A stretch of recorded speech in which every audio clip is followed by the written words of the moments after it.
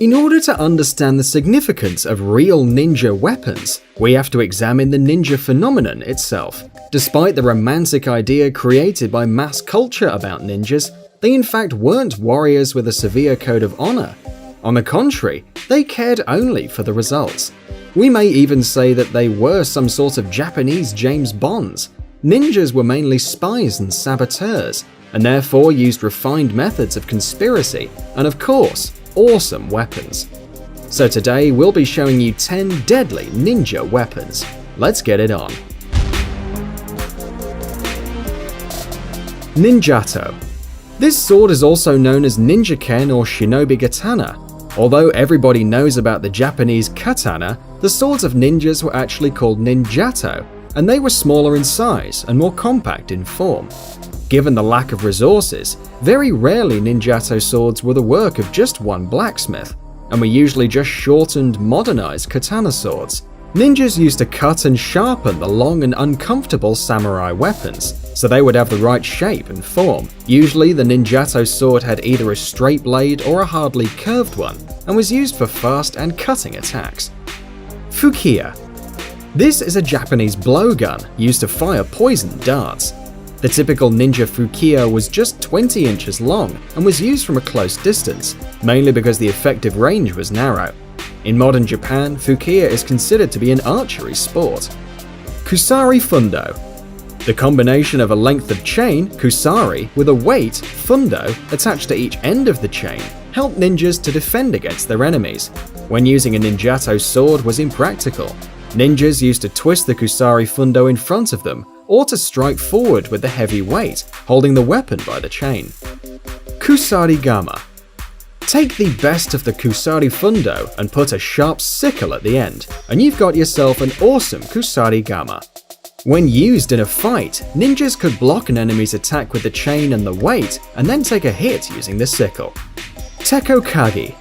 This is a multifunctional ninja weapon used for self-defense as well as to attack enemies. Ninjas wore these metal claws in their hands, and used them usually in man-to-man fights. An expert ninja could catch the enemy's katana with the tekokage and disarm him. Shuriken. Although people usually believe that shuriken are simply throwing stars, they were actually handheld blades, which came in many different shapes. The major varieties of shuriken are the bow shuriken, which were made to look as old everyday items so they would go unnoticed. The more traditional hero shuriken were usually made from coins and were shaped in the form of a swastika.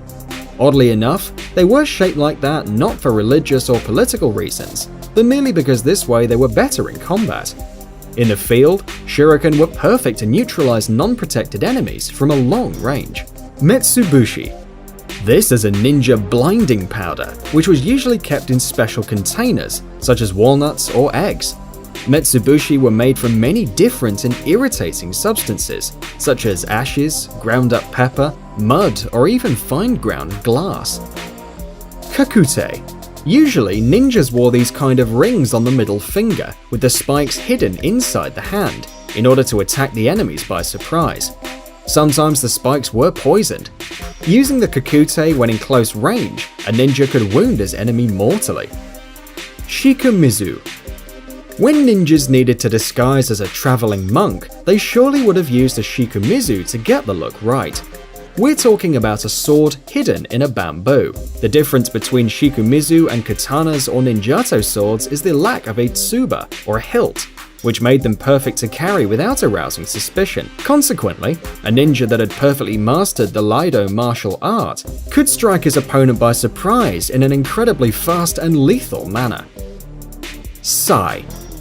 Being a larger and more noticeable weapon, a sai was practical for ninjas in subversive actions, when the capacity to move was more important than secrecy. Its unique form, something between a stiletto and a trident, allowed the ninja to defend effectively against sword attacks, while at the same time being able to stab his enemy quite quickly. Many sai jutsu institutes also taught how to disarm an opponent using a sai.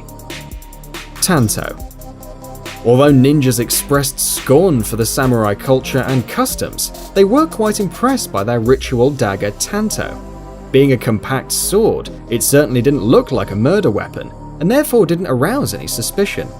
Nevertheless, with the help of a Tanto's sword, a ninja master could kill anyone virtually in an instant without drawing much attention. Thanks for watching. Please like and share the video in social networks, and we'll be right back to you as fast as we can.